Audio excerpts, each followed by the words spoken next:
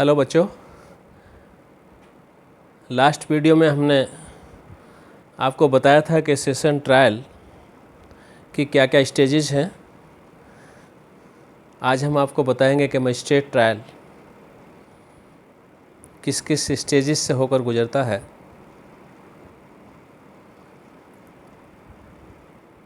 शुरुआत करते हैं सेक्शन 154 से ही।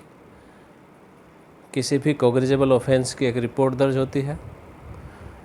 इन्वेस्टिगेशन के बाद सेक्शन 173 में चार्जशीट पेश होती है।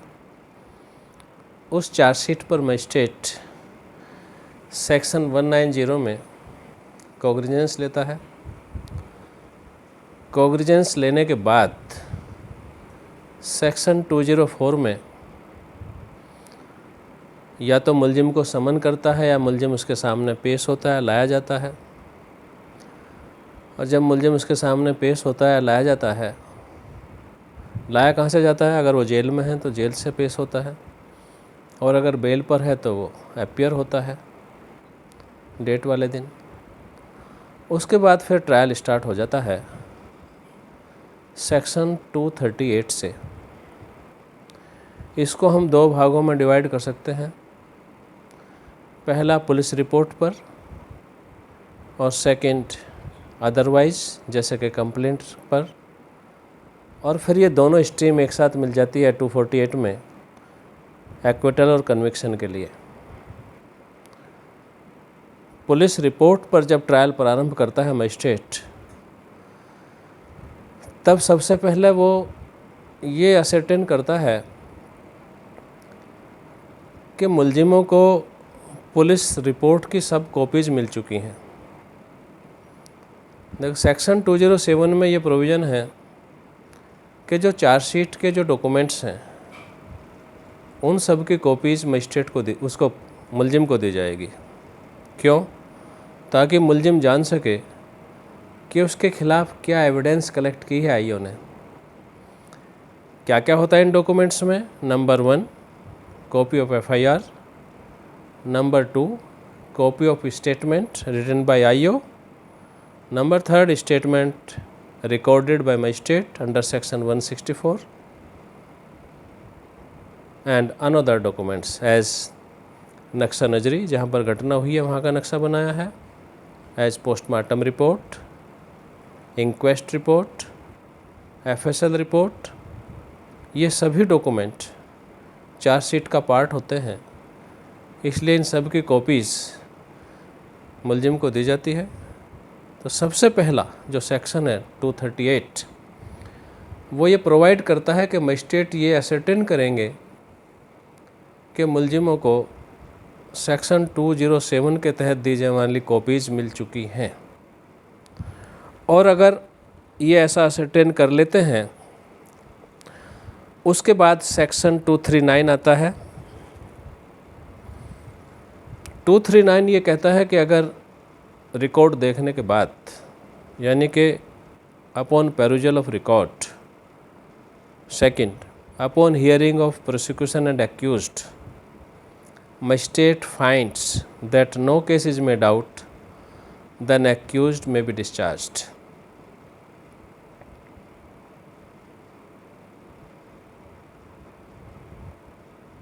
कंडीशन यही है कि पहले वो सारा रिकॉर्ड देख ले और प्रोसिक्यूशन को सुन ले और मुलजिम को भी सुने, और ये पाते हैं कि चार्ज लगाने लायक कोई मटेरियल नहीं है, कोई केस में डाउट नहीं होता, तब एक्यूज को डिस्चार्ज कर दिया जाएगा।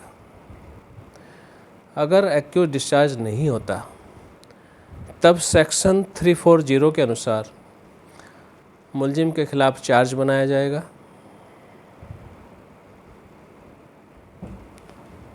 चार्ज उसको पढ़कर सुनाया जाएगा, समझाया जाएगा।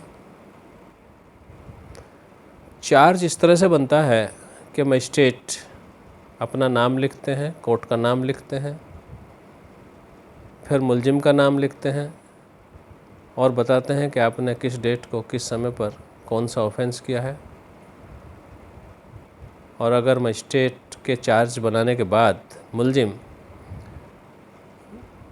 प्ली ऑफ गिल्ट करता है, हाँ भरता है कि yes I have committed this offence, तब सेक्शन 341 में मजिस्ट्रेट उनको प्ली ऑफ गिल्ट पर कन्विक्ट कर सकते हैं, मैंडेटरी नहीं है। प्ली ऑफ गिल्ट पर सज़ा देना एक मैंडेटरी प्रोविज़न नहीं है, ये मजिस्ट्रेट का डिस्क्रेशन है कि प्ली ऑफ गिल्ट पर सज़ा करे या ना करे। इसके बाद फिर प्रोसिक्यूशन एविडेंस के लिए डेट फिक्स होती है। सेक्शन 342, इस सेक्शन में प्रोसिक्यूशन एविडेंस दर्ज होती है। प्रोसिक्यूशन विटनेस को प्रोड्यूस करने के लिए सरकारी वकील कोर्ट से प्रोसेस भी मांग सकते हैं। प्रोसेस का मतलब summon, warrant, ETC as may require. इसके बाद डिफेंस एविडेंस दर्ज होती है सेक्शन 243 में, यानी कि डिफेंस को मौका दिया जाता है कि आप भी अपनी एविडेंस पेश कर सकते हैं। डिफेंस को ये मौका हमेशा सेक्शन 313 का स्टेटमेंट रिकॉर्ड करने के बाद दिया जाता है। मजिस्ट्रेट ट्रायल या सेशन ट्रायल या समरी ट्रायल किसी में भी सेक्शन 313 बीच में नहीं लिखा है, क्योंकि सेक्शन 313 हर ट्रायल के लिए लागू होता है। इसलिए जनरल प्रोविजंस जो ट्रायल के लिए होते हैं वहाँ पर ये सेक्शन मौजूद है, लेकिन जैसे ही प्रोसिक्यूशन एविडेंस समाप्त हो जाती है उसके तुरंत बाद मुलजिम को वो एविडेंस जो प्रोसिक्यूशन ने दी है बताई जाती है और उसके बारे में पूछा जाता है कि बताइए इस एविडेंस के बारे में आपको क्या कहना है। इसी स्टेटमेंट को हम सेक्शन 313 का स्टेटमेंट कहते हैं। इस स्टेटमेंट को रिकॉर्ड करने के बाद डिफेंस एविडेंस के लिए मुलजिम को मौका दिया जाता है। मुलजिम भी अपने विटनेस समन करने के लिए कोर्ट में एप्लीकेशन दे सकता है और कोर्ट उस एप्लीकेशन को अलाउ कर सकती है और विटनेसेस को समन कर सकती है। एप्लीकेशन पर विटनेस को समनिंग ऑर्डर जारी करना हमेशा नेसेसरी या मैंडेटरी नहीं है। कोर्ट को पावर है कि वो इस एप्लीकेशन को रिजेक्ट भी कर सकते हैं। इसकी ग्राउंड क्या है? Number 1, if the court consider that application is vexatious. Number 2, shows the delaying tactics.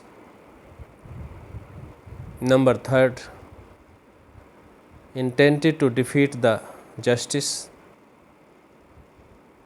अगर ये 3 ग्राउंड में से कोई एक ग्राउंड मौजूद है या अनेक ग्राउंड मौजूद है तब विटनेस समन करने के लिए एविडेंस या एप्लीकेशन खारिज की जा सकती है।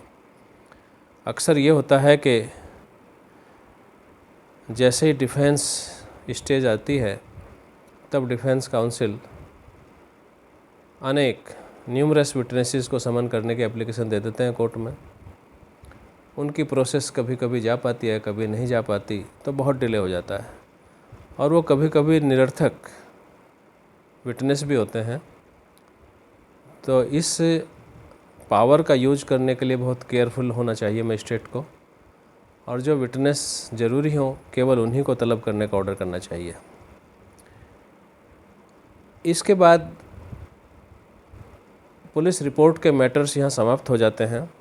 आगे फिर मिलेंगे एक स्ट्रीम में जाकर, वहाँ मिलेंगे। यहाँ आप शुरू करते हैं हम कंप्लेंट केस पर या अदरवाइज़। अदरवाइज़ का मतलब होता है कि अगर किसी मजिस्ट्रेट ने सेक्शन 190 में सेल्फ नॉलेज पर कोई कॉग्निजेंस लिया हो किसी ऑफेंस के लिए, या सेक्शन 340 की कंप्लेंट के साथ कोई मैटर भेजा गया हो, या सेक्शन 346 CRPC में कोई मैटर मजिस्ट्रेट को भेजा गया हो, या कोई कंप्लेंट फाइल हुई हो, इन सब मैटर्स को अदरवाइज़ रिपोर्ट्स पर ट्रायल कहते हैं। इसमें सबसे पहले सेक्शन 344 में कंप्लेनेंट की एविडेंस रिकॉर्ड की जाएगी। यहाँ सेक्शन 207 की कंप्लायंस की आवश्यकता नहीं है, क्योंकि ये पुलिस रिपोर्ट पर ट्रायल नहीं हो रहा, पुलिस ने कुछ कलेक्शन नहीं किया है, कंप्लेनेंट के जब बयान वगैरह दर्ज हो जाते हैं 200 में 202 में और मुलजिम को समन करते हैं सेक्शन 204 में, उसी के साथ कंप्लेंट की कॉपी लगती है, लिस्ट लगती है विटनेसेस की।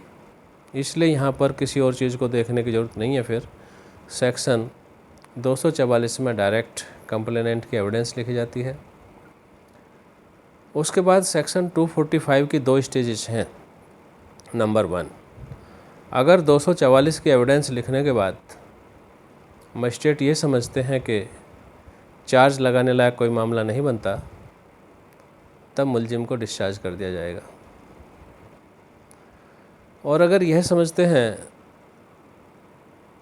कि चार्ज लगाने लायक मामला बनता है, तब सेक्शन 246 की कार्रवाई होगी, जो आगे चलकर पढ़ेंगे। अभी 245 पर दोबारा आते हैं। 245 सेकंड का प्रोविज़न यह है कि किसी भी स्टेज पर मुलजिम को डिस्चार्ज किया जा सकता है। कंप्लेंट केस में किसी भी स्टेज पर, यानी सेक्शन 244 की एविडेंस लिखना भी ज़रूरी नहीं है। इस एविडेंस को रिकॉर्ड करने से पहले भी डिस्चार्ज किया जा सकता है। इस स्टेज पर डिस्चार्ज करने के लिए बहुत ज़रूरी है कि मजिस्ट्रेट ये फाइंडिंग दे कि मुलजिम के ख़िलाफ़ किसी भी तरह का कोई मामला नहीं है, प्रमा फेसाई भी नहीं है, कोई केस में डाउट नहीं होता, इसलिए उसको किसी भी स्टेज पर डिस्चार्ज किया जा सकता है। अब आते हैं सेक्शन 246। अगर चार्ज बनाते हैं मजिस्ट्रेट साहब,